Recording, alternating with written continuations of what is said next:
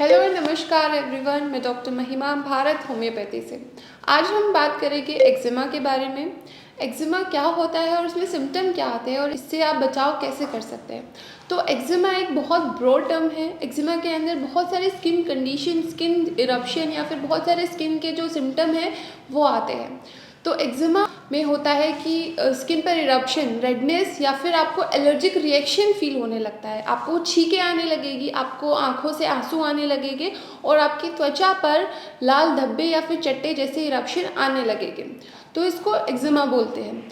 Skin का काम जो है आपको बाहर के एनवायरनमेंट से प्रोटेक्ट करना होता है। स्किन का सबसे महत्वपूर्ण काम होता है कि वो एक बैरियर की तरफ फंक्शन करता है। जो एक्सटर्नल स्टिमुलाई है, ट्रिगरिंग फैक्टर्स है, वो बाहर के एनवायरनमेंट से आपके इंटरनल ऑर्गन्स को बचाता है।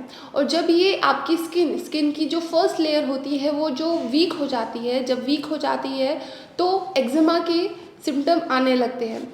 उस पर रेडनेस आ जाती है, इरप्शन आ जाते हैं, फ्लेक्स प्रेजेंट हो जाते हैं। अब बात करते हैं कि जो हमारी स्किन है, जो बैरियर जो फंक्शन कर रही है, बैरियर का काम जो कर रही है, वो वीक कैसे हो गई। तो वीक हो सकती है कि उसका जो मॉइस्चर कंटेंट है, मॉइस्चर कंटेंट कम हो गया है, उसकी वजह से ड्राइनेस हो गई है। ड्राइनेस होगी तो फ्लेक ज़्यादा आएगी, फटने लगेगी, क्रैक आपकी स्किन पर प्रेजेंट होने लगेंगे।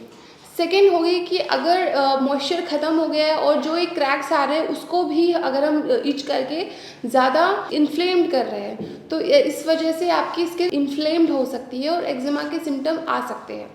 अब बात करते हैं कि एक्जिमा दो तरह का होता है। एक्जिमा एंडोजीनस हो सकता है, एक्जिमा एक्सोजीनस हो सकता है।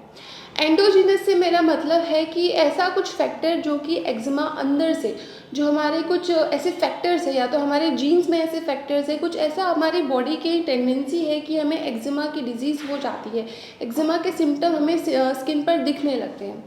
एक्सोजीनस जो टाइप होता है एक्जिमा का, उससे मतलब होता है कि कुछ ऐसे ट्रिगरिंग फैक्टर, कुछ ऐसे बाहरी तत्व होते हैं जिसकी वजह से स्किन पर इरप्शन या फिर एक्जिमा के सिम्टम हमें महसूस होते हैं। अब एक्जिमा, सोरियासिस और फंगल इन्फेक्शन बहुत ही सिमिलर दिखने वाली बीमारियां होती है। ये बहुत इंपॉर्टेंट हो जाता है पेशेंट के लिए, लोगों को जानने के लिए कि कौन सी बीमारी हुई है और कौन सी बीमारी का सिम्टम है। एक्जिमा या सोरियासिस या फिर फंगल इन्फेक्शन के केसेस में आमतौर पर लोग करते हैं कि स्टेरॉयडल क्रीम, वो ऑइंटमेंट, कोई भी ऑइंटमेंट खुद से उठाकर लगा लेते हैं, खुद से उन्होंने चूज़ किया और लगा लिया। स्टेरॉयडल जो थेरेपी होती है, स्टेरॉयडल जो ऑइंटमेंट, कुछ भी वो स्टेरॉयड रिलेटेड ले रहे हैं तो वो बहुत ही हार्मफुल होती है। वो स्किन को थिनिंग करती है, स्किन को पतला कर देती है और जो सप्रेस कर रही है आपकी त्वचा की जो बीमारी को, वो आगे जाकर और ज़्यादा जल्दी बढ़ती है, फैलती है। तो अगर आपको स्किन पर एक्जिमा या फिर सोरियासिस या फिर फंगल इन्फेक्शन जैसे कुछ भी स्किन की बीमारी हुई है तो स्टेरॉयड वाली थेरेपी नहीं लीजिएगा।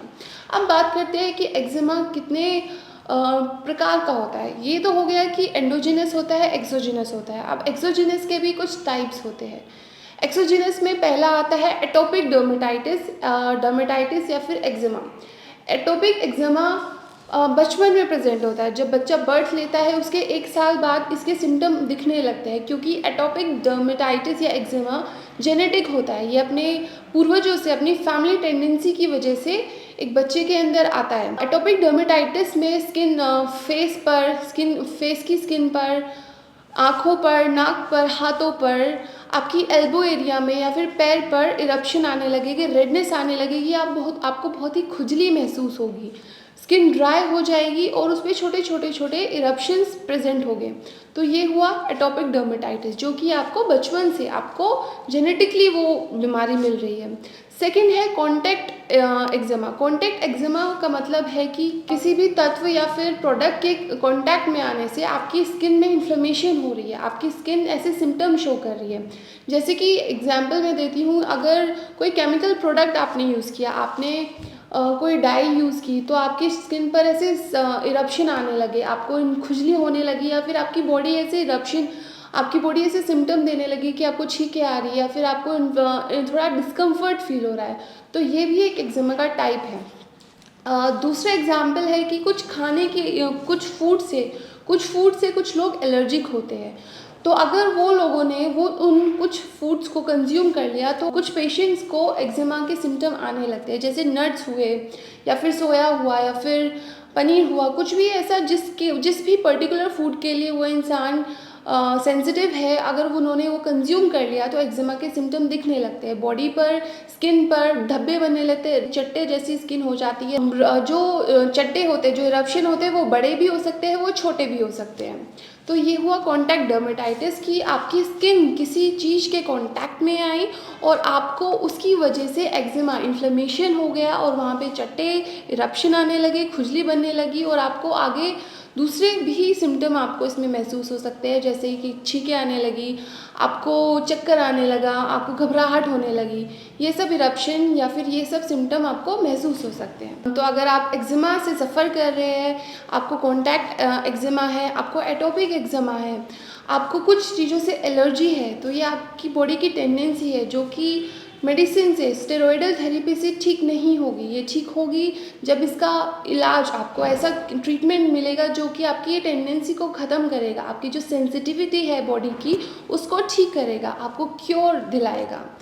तो अगर आप एक्जिमा से सफ़र कर रहे हैं तो मैं डॉक्टर महिमा और मेरी भारत होम्योपैथी की मेडिकल टीम आपकी हेल्प कर सकती है, आपके जो एक्जिमा के सिम्टम हैं उससे आपको राहत दिलाने में। धन्यवाद।